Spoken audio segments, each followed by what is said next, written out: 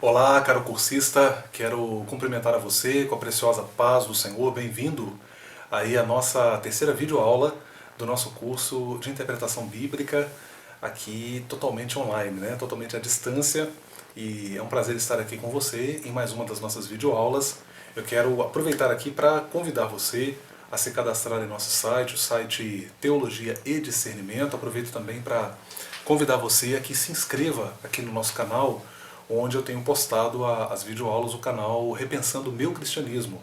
Por favor, nos ajude na divulgação, compartilhe os vídeos, se inscreva lá e deixe também o seu joinha.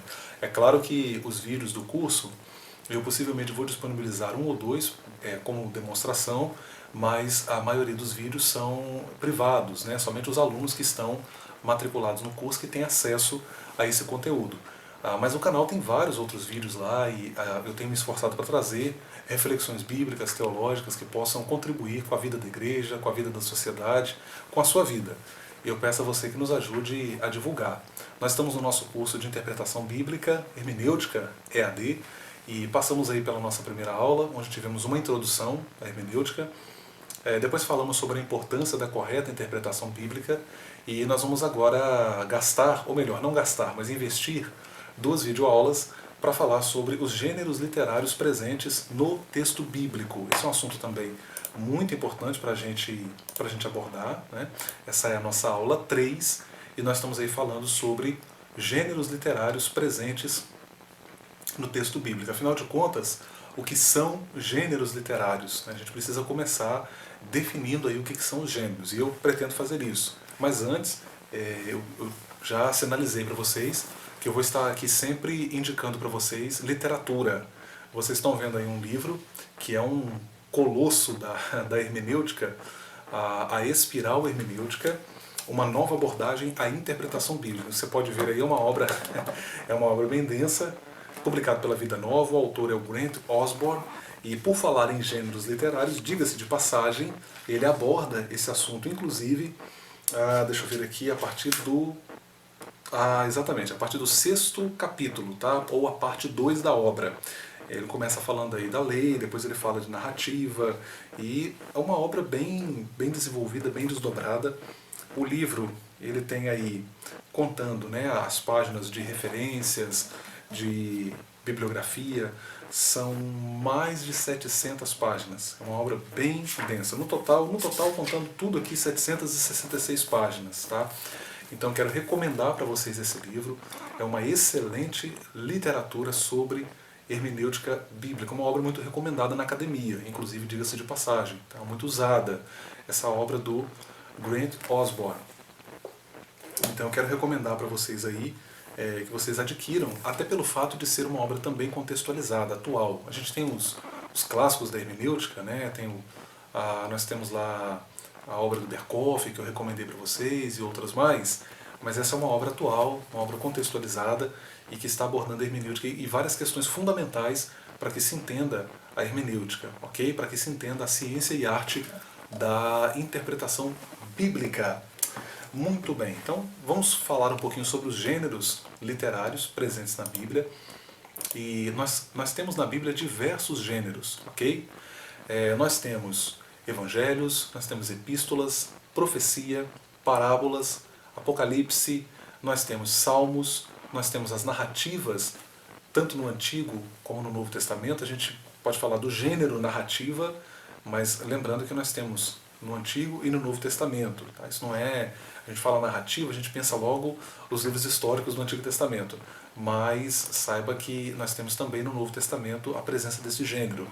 Leis, sabedoria, poesia e Atos dos Apóstolos e outros gêneros que poderiam ser alistados, ok? Esses que eu coloquei nessa lista aqui, você vai receber também esse material juntamente com a videoaula. Esse material, essa lista que eu coloquei, eu tentei contemplar ali os principais gêneros literários. Esse termo gênero, ele vem do grego genos e significa raça, prole. Traz a ideia de textos que são escritos com finalidades específicas, que servem também para classificar as obras. Então perceba, a ideia de gênero está atrelada à ideia de classificação. Em outras palavras, você tem tipos de textos diferentes e esses vários tipos diferentes estão presentes na Bíblia. Por isso que nós dizemos que a Bíblia tem vários gêneros literários, né? Muitas vezes você compra uma obra que toda ela é escrita dentro de um gênero. Não é o caso da Bíblia, né? A Bíblia, ela tem vários gêneros presentes. Então você tem poesia, você tem leis, você tem narrativa, parábola, você tem textos que são verdadeiros tratados teológicos, as epístolas. Então são gêneros variados que nós temos presentes na Bíblia. O primeiro a classificar assim as obras literárias foi Aristóteles, em sua obra Poética. Tá? Então nós estamos falando aí lá pelos idos do terceiro, quarto século antes de Cristo. Então veja que essa ideia de gênero, de classificação de obras literárias, ela é antiga, ela não é algo inédito, ok? Não é a hermenêutica propriamente dita que faz isso. Tá? Você já encontra essa classificação lá em Aristóteles, lá atrás, né, por assim dizer. Então perceba que esse é um conceito também que está presente também na literatura portuguesa. Né? Quando a gente estuda a língua portuguesa, você vai considerar também os diversos tipos de gêneros literários que são usados na nossa língua. É interessante pensar que essa variedade de gêneros, ela atende também, essa variedade atende a uma finalidade. Por exemplo, você pega um texto em poesia, um texto poético, até a maneira como ele é construído é diferente. Vamos falar dos textos poéticos da Bíblia. Você pega os textos poéticos lá no livro dos Salmos, você vai perceber uma estrutura literária específica daquele gênero, que você não vai encontrar, por exemplo, nas leis, você não vai encontrar lá no Pentateuco, né? Você não vai encontrar nas epístolas, né? Embora você em algum momento ali das epístolas você encontre textos de cunho poético, mas são frações. Você não tem isso todo o livro, como a gente encontra lá no Antigo Testamento. Então, a forma como o texto é construído é diferente. Você pega um tratado teológico, você vai ter a presença, um tratado teológico como Hebreus, ou uma epístola. Né? Claro que Hebreus é uma epístola também, porque são gêneros, né, estudados assim de forma diferente. Você tem epístolas que não são tratados teológicos. Né? Então veja, a maneira como o texto é construído, a maneira como as epístolas, a estrutura literária das epístolas é diferente de um texto poético, bem diferente, diga-se de passagem. Tá? Então, daí a importância de você perceber, porque o leitor desavisado da Bíblia ele pode até se chocar com essa disparidade. Ele pode, poxa, mas é uma variedade, uma distinção gritante. Por quê? Porque são gêneros. Uma coisa muito importante aqui para se frisar também é que não se deve pensar que um gênero é mais inspirado que outro, ou que um livro, porque está no gênero poético, é menos inspirado que um livro que está no gênero narrativo, por exemplo. Então, essa é uma ideia que deve ser, de fato, equivocada, que deve ser evitada, rejeitada. No estudo dos gêneros, é importante dizer para você que quando você pega as obras de hermenêutica, como o próprio Osborne está fazendo aqui na Espiral Hermenêutica, é interessante que você estuda cada gênero em particular. Tá? O próprio Osborne aqui ele faz uma abordagem extensa de cada um desses gêneros. Então, o interessante é que você estude detalhadamente cada um desses gêneros. Você vai lendo ali as especificidades dos evangelhos, das epístolas, da profecia, tá? E você vai perceber que, já num primeiro momento, você vai notar que o assunto realmente é muito amplo, é muito extenso, e há muita coisa que precisa ser considerada. Tá? Por desconhecermos adequadamente os gêneros literários da Bíblia, a gente acaba às vezes até cometendo o erro de reduzir demais determinados conceitos. O conceito de profecia, por exemplo. Quando você não conhece adequadamente o gênero profecia enquanto gênero literário, você pode ter uma visão reducionista desta parte da Bíblia. Eu vou dar um exemplo aqui. Muitas pessoas tendem a pensar profecia apenas como predição de futuro. Mas ao estudar os livros que estão nesse gênero, você percebe que a maior parte dos textos, né, que estão no gênero profético, eles não têm um teor preditivo. Eles não têm profecias com teor preditivo. Eles têm profecias que estão abordando questões contemporâneas. São profecias porque são mensagens dadas por Deus. Né? Profecia vem de profeta, profetes no grego. Aquela ideia do profeta como um porta-voz de Deus. Então é uma pessoa que transmitia a mensagem de Deus ao povo. Tá? Então perceba, você tem muito na profecia que não tem nada a ver com o futuro. Está tratando de questões da época do profeta, a questão da viúva, a questão do órfão, a questão da violência na cidade, a questão da corrupção na corte, a questão da nação estrangeira que está invadindo, várias questões que estão relacionadas ao tempo do profeta no momento em que ele profere aquela mensagem profética. E está dentro do gênero e não é predição de futuro. Tá? Os estudiosos do Antigo Testamento vão dizer que 75% a 80% da profecia no Antigo Testamento não tem caráter preditivo, ok? Atenção, eu não estou dizendo aqui que nós não tenhamos no Antigo Testamento profecias de caráter preditivo. Nós temos, né? Nós temos várias profecias, inclusive. E você vai ter teólogos sistemáticos que vão chamar a atenção para esse fato, inclusive. Tá? Mas estou apenas mostrando, dando para você aqui um exemplo concreto de como que a gente pode olhar de forma reduzida a um determinado gênero literário por não entender a sua funcionalidade, enfim, as suas especificidades, ok? Vamos começar considerando aqui o gênero evangelhos, tá? E nós temos 4 livros do Evangelho, é um mesmo gênero literário. Os livros de Mateus, Marcos, Lucas e João, eles estão escritos dentro desse mesmo gênero literário. Surge até uma discussão bem interessante sobre, eu me lembro de há vários anos atrás ter ouvido um conhecido teólogo pentecostal aqui do nosso estado, pastor Joel Machado, ele chamar a atenção para isso. Eu achei uma contribuição muito interessante, porque ele dizia que a gente não deve pensar em 4 evangelhos, porque a Bíblia de fato não fala de 4 evangelhos. A Bíblia fala de um evangelho. Né? E Paulo vai até dizer, se alguém vos anuncia outro evangelho além desse, é que seja anátema. Né? Então perceba, a Bíblia fala de um evangelho só. Mas é claro que aqui o teor é didático. Essa observação é importante, para que ninguém pense que há mais de um evangelho. Mas quando a gente fala evangelhos no plural, o F.F. Bruce também vai comentar isso, nós estamos falando efetivamente para fins didáticos, para fim de classificação, e estamos falando porque são 4 livros dentro de um gênero, né? O gênero evangelho. Essa palavra evangelho, como nós sabemos, ela denota boa nova. É claro que essa definição boa nova, a gente não pode se apegar apenas à definição etimológica do termo, tá? A gente precisa ter cuidado com isso na exegese, que às vezes você se apega muito ao sentido etimológico do termo e não atenta para a amplitude, não é, do sentido da expressão. Então perceba, a palavra evangelho significa boa nova, mas é uma boa nova dada por Deus aos homens. Tá? E é uma boa nova centrada, a razão de ser dessa boa notícia é a pessoa de Jesus. Por isso que os 4 livros do Evangelho, eles estão girando em torno da pessoa de Jesus. Eles vão realçar aspectos específicos da vida e obra de Jesus. Um enfatiza mais o seu aspecto real, outro enfatiza mais o seu aspecto como servo, né? ou essa faceta da sua atuação, do seu caráter, por assim dizer. Veja, Mateus apresenta Jesus como rei, a descendência de Davi, Marcos como servo, Lucas enfatiza mais a humanidade de Jesus, talvez até por ser médico, ao passo que João enfatiza mais a divindade de Jesus. E de fato o livro do Evangelho de João, ele vai dar muita ênfase a isso, também na primeira epístola, essa ideia é retomada, mas você tem nesses 4 livros apresentações da pessoa de Jesus de formas variadas. São 4 testemunhas oculares, para pegar emprestada aqui uma expressão usada por Geisler. Né? São 4 testemunhas oculares, testemunhas que, embora não todas elas tendo convivido com Jesus, mas que foram testemunhas dos fatos, talvez direta e talvez indiretamente. Né?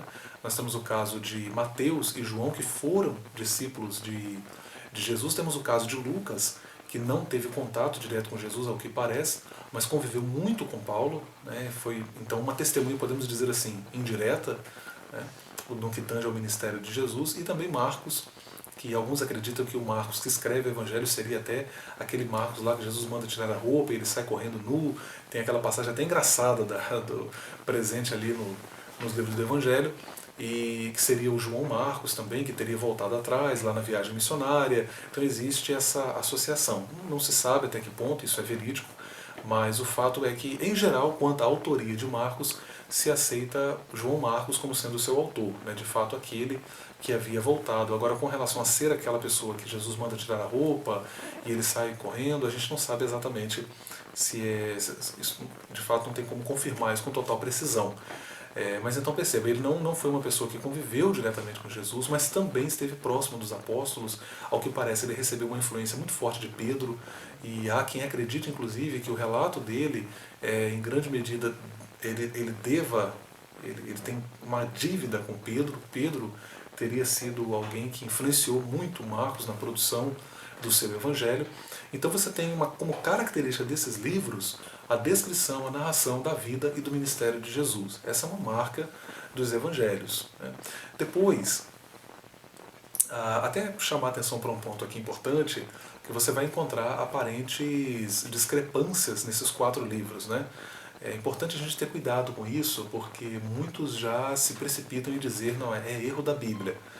E, na verdade, é natural que num depoimento de 4 testemunhas você encontre aparentes discrepâncias. Se você tem 4 testemunhas que dão para você um relato exato, né, de um determinado fato, você vai perceber que alguma coisa está errada, né? Se o juiz obviamente vai perceber que aquilo foi combinado, né? Então é natural que haja essa divergência nas informações, e o que era para ser usado contra a fidedignidade da Bíblia acaba sendo, na verdade, um fator positivo, né? Então veja, você tem textos ali nos 4 livros do Evangelho que parecem não se harmonizar em algum momento, mas um cuidado, um cuidado maior, um estudo mais cauteloso, vai mostrar que não se trata, na verdade, de disparidade ou de incoerência por parte da Bíblia ou dos evangelistas, mas são detalhes diferentes que foram observados. Vamos pensar assim, são observações por ângulos diferentes. Então, 4 pessoas vendo o mesmo fato, mas descrevendo na sua ótica, na sua perspectiva. É uma comparação simples, claro, que eu estou trazendo aqui, ok? Eu estou falando isso, claro, porque eu falo na perspectiva de alguém que acredita na inerrância bíblica e que entende que houve esse influxo do Espírito Santo na produção dos textos bíblicos, que nos legou uma mensagem bíblica que está isenta de erros de qualquer espécie, ok? O segundo gênero que eu quero abordar são as epístolas. As epístolas, elas têm uma estrutura bem interessante, né? Em geral, você vai encontrar nas epístolas ali uma identificação, já nos primeiros versículos ou no primeiro versículo. Depois você tem ali, algumas vezes, uma palavra de ação de graças, que em alguns momentos parece até uma oração. Você tem algumas vezes, Paulo vai fazer muito isso, a identificação dos obreiros que estão com ele, das pessoas que estão enviando saudações conjuntamente com ele, e na sequência você tem o desenvolvimento do assunto, por tópicos, né? É bem interessante isso. Você percebe nas epístolas uma estrutura bem elaborada.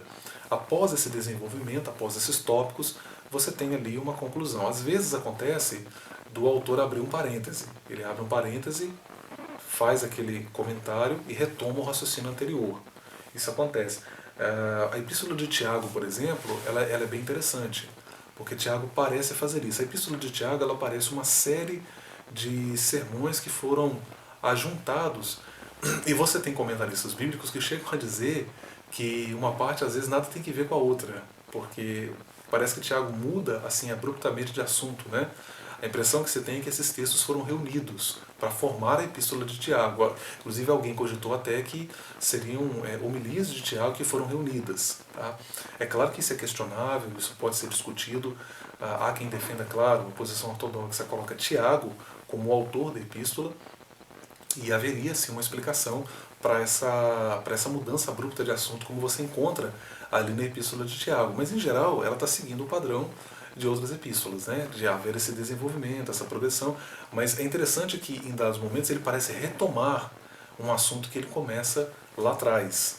Ele começa a falar, por exemplo, da sabedoria e depois retoma esse assunto, da questão dos ricos, e depois ele retoma esse assunto. Então, é bem interessante que as epístolas seguem essa estrutura, né? Vale dizer que as epístolas, você tem uma diferença que é apontada entre epístola e cartas, né? A gente até costuma tratar tudo como carta, Mas, citando aqui, é claro que não apenas esse autor trabalha isso, outros autores trabalham também essa questão, mas o Champlin ele vai apontar algumas diferenças, né, entre uma epístola e uma carta. E uma das diferenças que ele coloca, uma diferença muito importante que eu considero, é que epístola é um escrito muito mais bem elaborado. Ele compara como uma obra de arte, ao passo que uma carta é um texto mais informal, né, é um texto mais pessoal e não é tão bem elaborado, não é tão bem escrito. É um texto mais leve, vamos dizer assim. E o que acontece? Aí ele vai dizer, né, enquanto a epístola é uma obra de arte, a carta seria mais ou menos um borrão. Né? Eu acho até algo assim, a comparação que ele faz. Eu acho até bem interessante a comparação que ele propõe. Né? E de fato você percebe que as epístolas têm uma estrutura muito bem elaborada. Não todas, algumas são cartas mesmo. Você pega Filemon, você pega Judas, são textos muito segunda, terceira de João, são epístolas realmente, ou por que não dizer cartas, né? Realmente ali fica claro que não se trata de uma epístola propriamente dita, são cartas.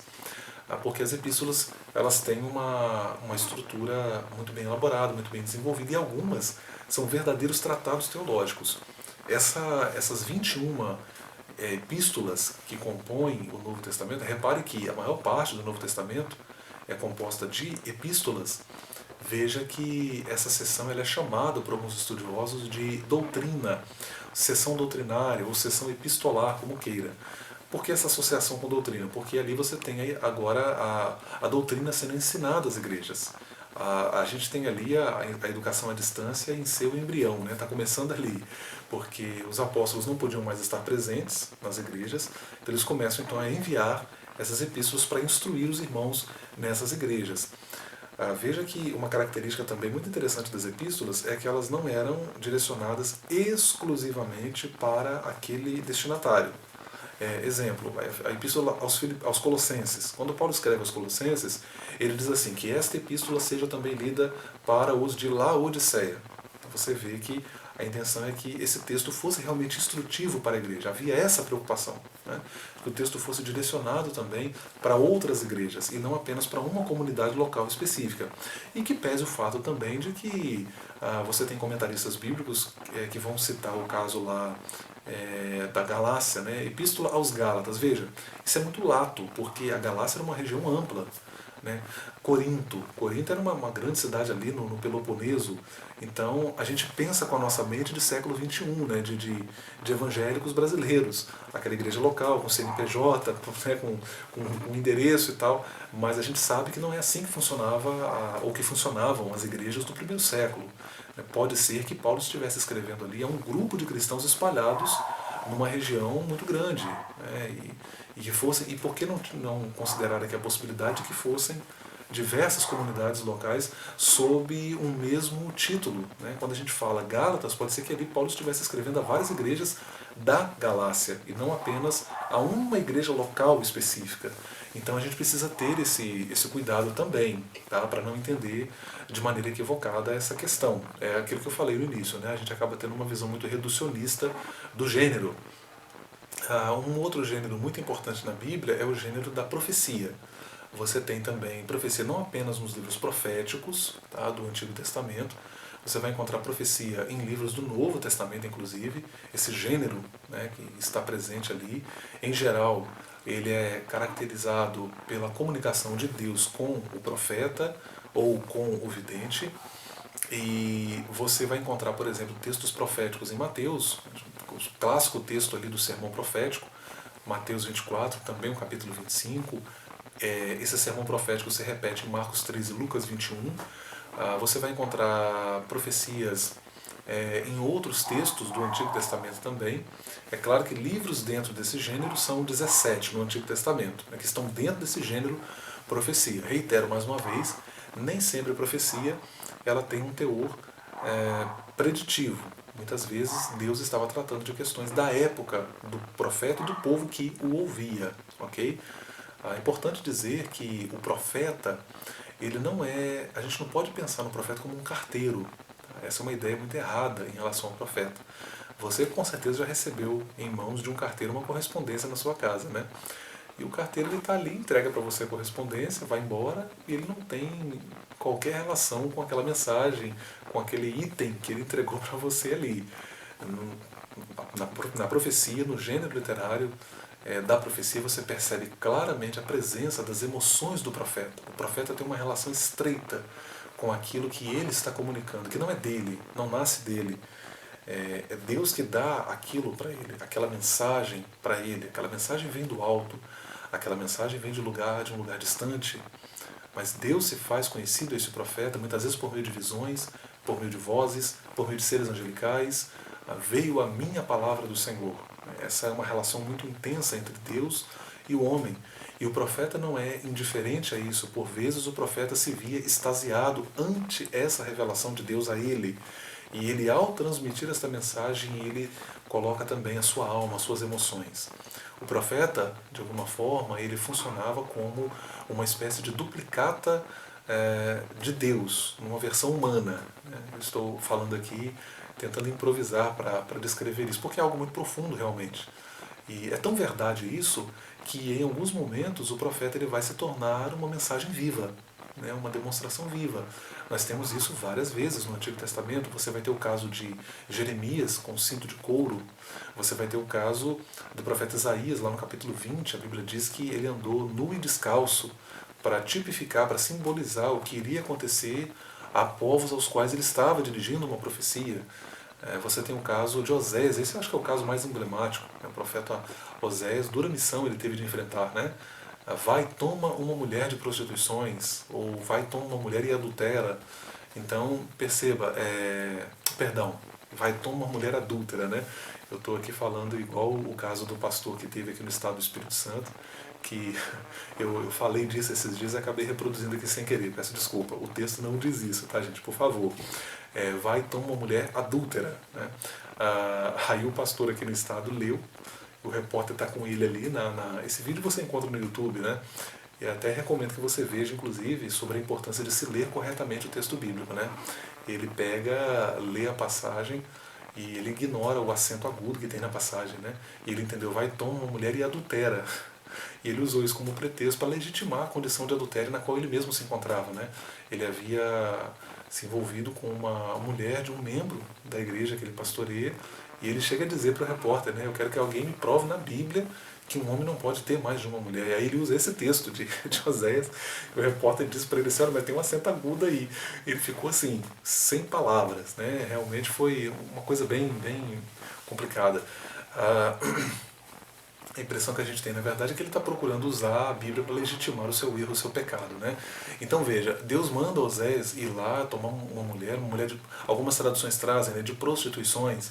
Então veja, ele se tornou uma mensagem viva, ambulante ali, do sentimento de Deus em relação a Israel. Olha que coisa. Veja que interessante. É como se Deus estivesse tentando demonstrar para o povo de forma prática o que o próprio Deus estava sentindo em relação a Israel. Isso mostra também o gritante amor de Deus por aquele povo, né? E por conseguinte, a gente vai encontrar isso também no Novo Testamento, na própria encarnação do Verbo. De alguma forma, a gente pode dizer que Jesus também, ele, para nos alcançar, ele se torna também uma mensagem viva, né? O próprio fato da encarnação já é uma demonstração clara desse amor de Deus, ok? Pessoal, para essa videoaula a gente vai abordar também a questão das parábolas. E vamos fechar o pacote por aqui e vamos dar continuidade. Lembrando que nós estamos aqui, ó. Opa, deixa eu voltar aqui, como diz o outro. Nós estamos falando aqui sobre gêneros literários presentes no texto bíblico, serão as nossas aulas 3, essa e a próxima aula 4. Depois das aulas 5 e 6, serão figuras de linguagem presentes na Bíblia. É um assunto também muito rico, tá, gente? Um assunto muito rico. Então veja, parábolas. As parábolas, esta palavra parábolas, no grego parabolé, traz a ideia de colocar ao lado. Né? São colocar duas coisas uma ao lado da outra. E ali você tem uma comparação estabelecida. É interessante falar de parábola, porque a parábola é um gênero literário, podemos assim dizer, uma finalidade altamente didática, né? Mas que está dentro de outro gênero. Né? Você percebe que a parábola, na verdade, geralmente, ela vem entremeada com uma narrativa, que é um gênero literário também. Então, você tem no seu texto base isso aí, a gente percebe que por vezes os gêneros se encontram, né? Você tem dois gêneros ali literários trabalhando juntos. Atenção a isso. Isso é importante para você interpretar corretamente o texto. E o que a gente não se dá conta às vezes, uma pergunta que você tem que se fazer sempre quando você for interpretar uma parábola. Por que Jesus, no caso das parábolas contadas por Jesus? E quando não são parábolas contadas por Jesus, essa parábola evidentemente tem uma finalidade, ela não está ali por acaso. A Bíblia narra ao todo, são aproximadamente 60 parábolas. Jesus, 44. Então veja que a maior parte das parábolas da Bíblia foram narradas por Jesus. Então perceba, você precisa se perguntar, no caso das parábolas de Jesus, por que Jesus está contando essa parábola? Eu vou te dar um exemplo aqui muito interessante. Né? A parábola famosa, a lendária parábola do filho pródigo. Né? O que a gente não se dá conta é que a mensagem central não está no filho pródigo. A mensagem central da parábola do filho pródigo, na verdade, é o filho que fica. Ali Jesus está mandando um recado para os judeus. Ele está instruindo os judeus que não queriam aceitar os gentios, que estavam aceitando a oferta da graça de Deus, do perdão de Deus. Né? Então, porque o gentio era visto como o filho pródigo, né? o filho esbanjador, essa palavra pródigo significa isso. Né? Então veja, é uma ideia que a gente acaba, não tem problema você falar do filho pródigo, eu acho que tem uma aplicação maravilhosa na pregação evangélica, mas eu estou falando aqui em termos exegéticos, né? Para você entender a finalidade da parábola. Outra parábola bem interessante, a parábola do bom samaritano. Essa é fantástica, porque, veja, essa parábola, e ali, deixa eu até abrir um parênteses aqui, a didática de Jesus, a pedagogia de Jesus é inigualável. Né? O camarada faz uma pergunta a Jesus, Jesus então responde a pergunta dele, e ele, para provocar Jesus, faz uma nova pergunta, né? Senhor, e quem é o meu próximo? E aí Jesus conta a parábola lá do bom samaritano, né? O interessante é que Jesus conta a parábola do bom samaritano e no final Jesus termina fazendo uma pergunta a ele.